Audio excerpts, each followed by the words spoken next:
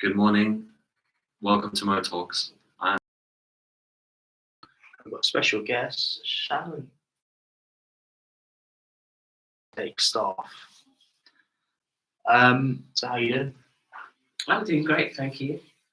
Good weekend, lovely weather. Yeah. Makes a change. So we're gonna ask you a few questions. Okay. And you can ask us questions as well. Lovely. It could be the same questions or it could be your own questions. Do you want to go first? Yeah, sure. Could you share with us your experience with mental illness and how it might have impacted your life? With mental illness, my eldest son had a breakdown, and that's how I got involved in mental health. So I don't know what it's like to actually go through mental health, but I know what it's like to observe a family member go through it and then recover from it. That's my experience, yeah. Interesting. And how did you know about the mental health, the symptoms? If your son does it again, how do you know how to overcome it? Sort of. Mental health's like cancer, you don't see it. Yeah. It just kind of happens. And then it's, for me, I literally quit my job. Yeah. And then I had to separate myself as being his parent. And because I work with youth, I had to step back and, all right, how can I help him? What do I do? So then I went online, research.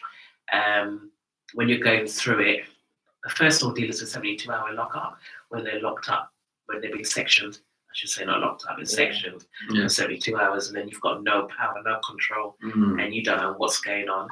And then you go to the hospital and you see so many people in there. That is overwhelming. But now I know the most important thing I can do for my son, if it ever happened, or anybody else. And then afterwards, I should say, my godson had a breakdown 2 years later. So when his mum came to me, I knew what to do for him because I went through it with my son. Yeah. And literally, it was just, for me, it was going back to basics and just retraining them how to be independent, take one day at a time, and just encouraging you. Are you going to have a bath? Are you going to eat? Do you need to wash your hair? Do you need to do this? Just baby steps to give them back their own independent skills. No, it's just one day at a time. Yes. Literally, one day at a time, 1 hour at a time, 1 minute at a time. That's how it was for me. Yeah. Till we got there eventually. 100%. Yeah, I can relate to that so deeply, actually, to your son, I think. And I think a lot of people that might be watching would be like, they might be parents as well. Like my parents, or my dad watches this sometimes, and he could probably relate to you and what you went through. So thanks for that.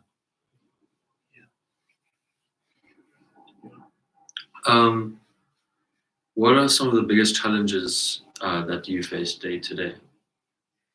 The biggest challenge I faced was the mental health. So, for example, there was the worst moment was when my eldest son, because of the mental health, he went to attack me, and then my youngest son, his brother, went to attack him, and I had to ask my youngest son to move out because for me, I couldn't have both my sons in prison, one for killing me and the other one for protecting his brother, if that makes sense. And so what I said to my younger son was that when anything happens to me, then you step in and help support your brother. But if you stay around now, you're going to resent him because you're not going to be able to live your life. I carried him. He's my responsibility. I know you're trying to protect me, but the fact is I can't afford to lose both of you. Yeah. And he wasn't born. If he was born with mental health, I would have accepted it. But the fact he was born normal and it was something that happened at a later date, that's why I fought to get him back as best as I could, because I knew mental health is not something you're born with, it's something that happens to you through it could be anything that can cause it. Yeah. You know? So that was the first thing that I challenged, and what I found was that I started emotional and comfort eating. So I went from a size 12 to a size 24 within 8 months. Would you say food is a challenge for you then? it became a challenge for me because that was my go-to. I don't rave, I don't smoke, not sexing. That's not part of my life. So that was my go-to food.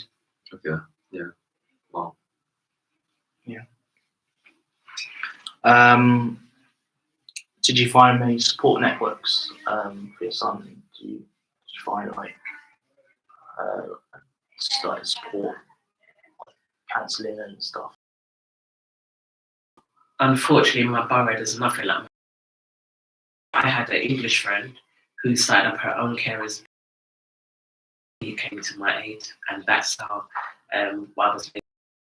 She told me about respites and coming out and meeting other parents, and that had been going through it. So I could someone to talk, a group to talk to, so I didn't feel alone, isolated, I should say, which was helpful because I was just doing it on my own, just getting on with it basically. Yeah.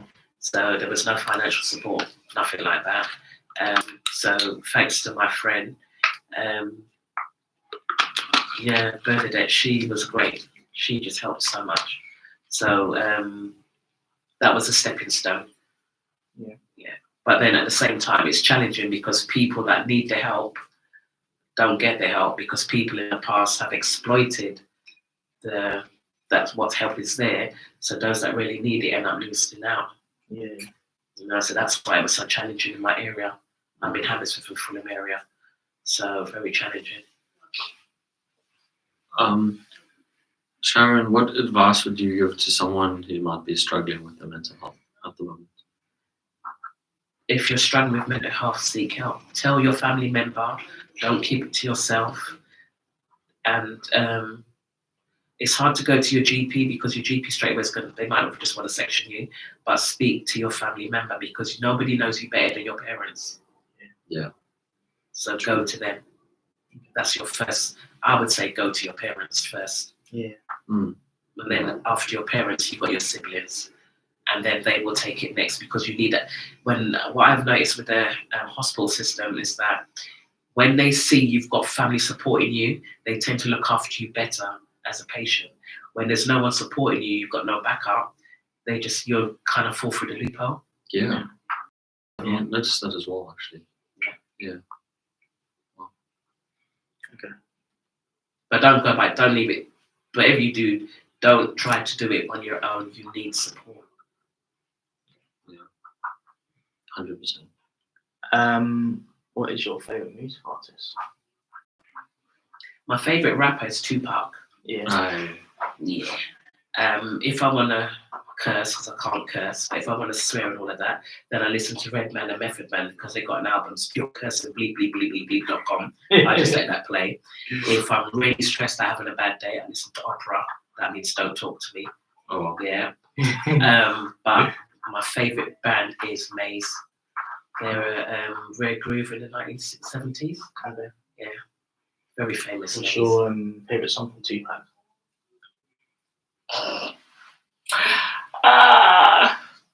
Changes. I love Changes, and I love Every City I Go. I see the same bleep, bleep, bleep. Yeah, I like that one too.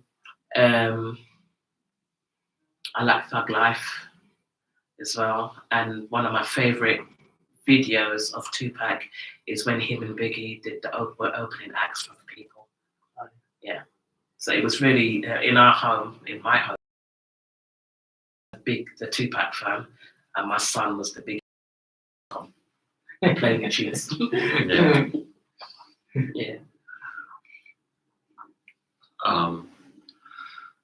What is your favorite food at the moment?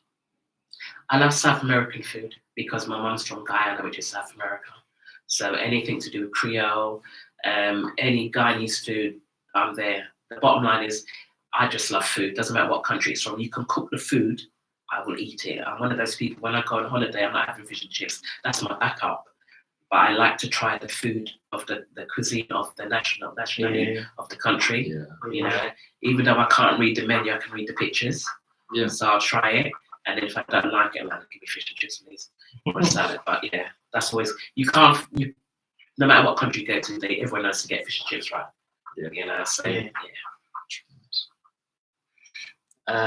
Is there a film or TV series you've been watching? I couldn't pick a favourite film because I got categories from. Yeah.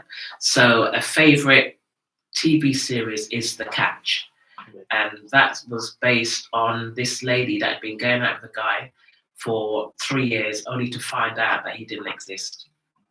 And when she came home one day, all her money was gone, everything was gone. And so then she had to find out who this guy was, and that's how it started. So was it an online relationship? No, she was living with him. Look how I'm talking to you. Okay. So, for example, you're Jamil, only to find out that Jamil doesn't exist. Yeah. But I'm telling you, no, we slept together, we went out, we did everything together for 3 years. I come home one day, your clothes is gone, my bank, all my money's gone in my account. Yeah. And when I go online to find you, there's no Facebook, everything's wiped. Yeah. And she worked for an agency. Yeah. So they decided let's go and find this person. And yeah, it was really good. It's only on, I should be promoting it, but it's only on Disney Plus. Okay. Yeah, but it's a very good twist. Yeah. There's other TV series that you like as well on Disney Plus. Dropped it. That's not this. Oh, yeah, Grey's Anatomy, Station 19, The Practice. Yeah. Boston Legal. My mum likes that's me. It's the That best. Station 19. Yeah, they're the best. I like how they intertwine with each other. Yeah. Yeah, really cool. Yeah. What's the latest book that you've read? The latest book that I read, actually, I finished reading it last week. It's about, work it out in a week, success at 60. So it was about a couple of ladies who wrote their book. They've just turned 60, and they were letting you know that life begins at 60. It doesn't mean because you turn 60 just give up. So I read the book, and when I came into it last week, Hannah, one of the staff members, noticed a change in me. I said, I just finished reading this book. And what? I said, yeah, it's really good. I finished it in the week, and I just took pointers from it and said, right, I need to step up my game. I need to do this. And started just not being selfish, but when you're a parent and you've gone through some like the ordeal of mental health, you don't realize how it takes its toll and you take a back burner. So now I thought, okay, I'm 60, I need to start enjoying my life again because I can go on holiday now, leave my son at home and not be worried, you know? So so that's what the book's about. So yeah. Oh, it's by Jane Aireton and Bridget Postlethwaite. Yeah. It was a good book. It's a good book, yeah. And it's a journal, and it's got pointers in it for self-help. So I can send a link for you if you want to edit it. That would be really cool. Yeah. What is the favourite place you travel to? Ooh. I love North Africa. Wow. Yeah. Whereabouts? Tunisia. I just came back from in June. Marrakesh and Egypt. Way.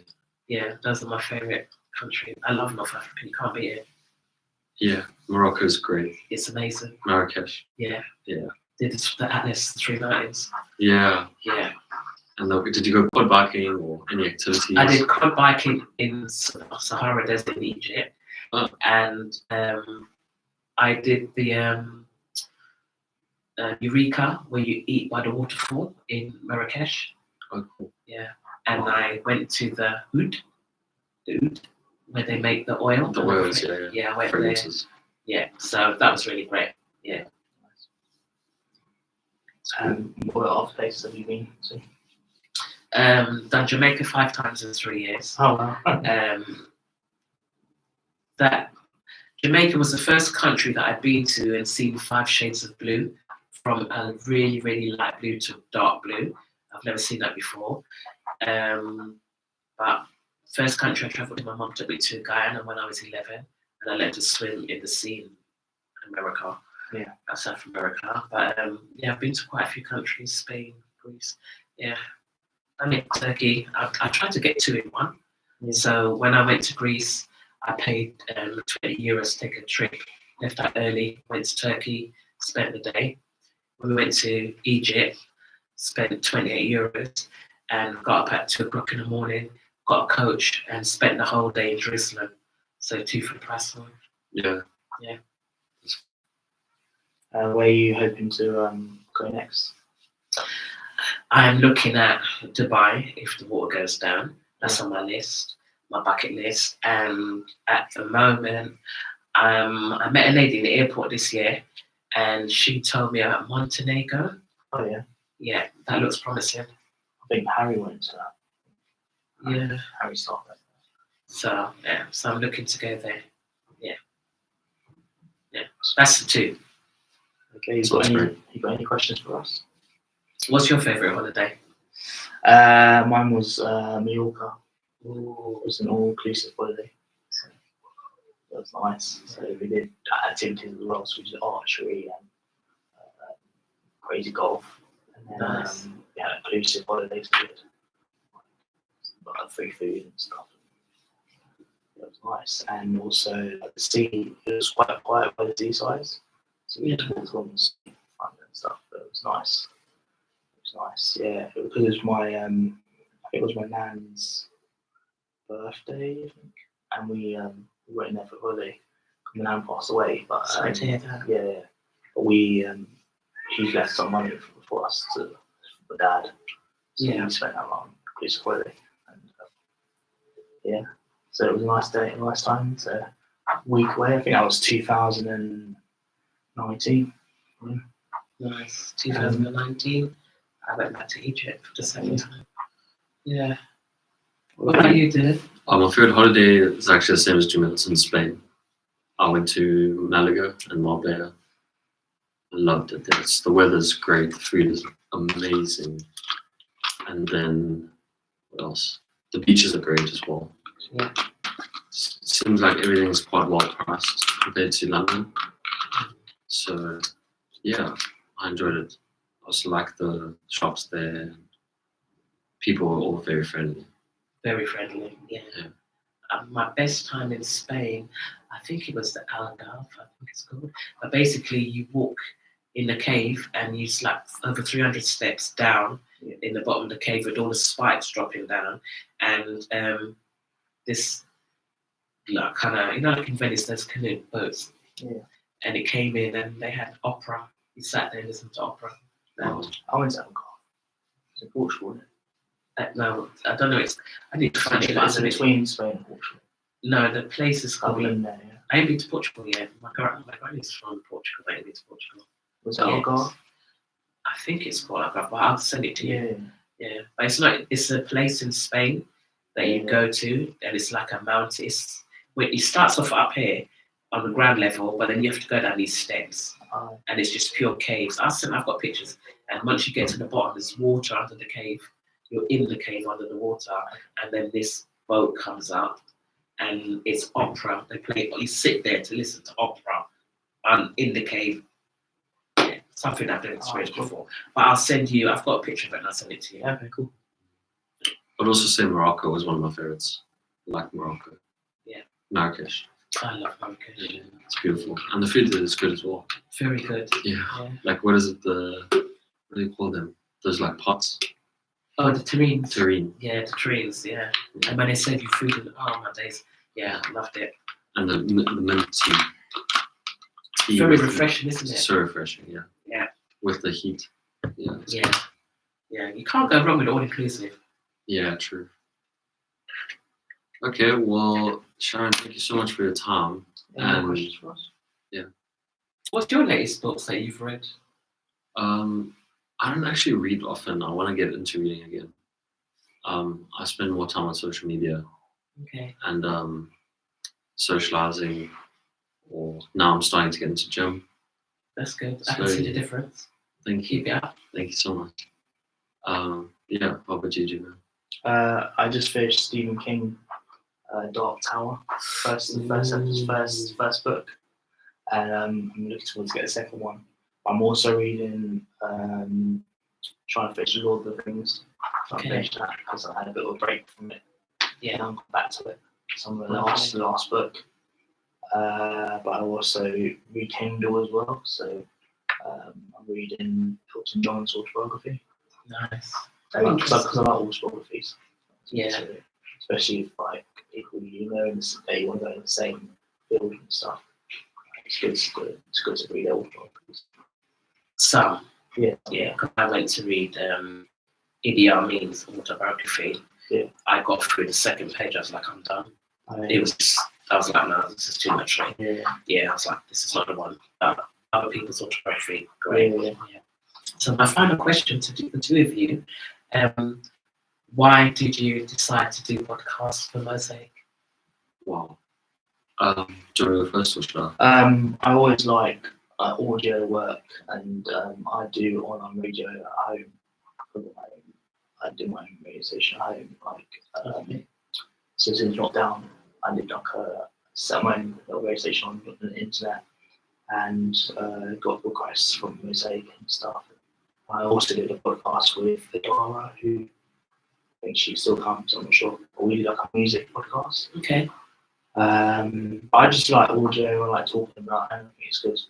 I met Dylan, and I think it's very good to like get emotions out and talk about the subjects and together and ask questions. Sometimes we do Q&A as well, which is quite good. But yeah, I just like podcasts, I like radio, and I thought let me try and do a podcast with Dylan or someone on for Mosaic. Yeah.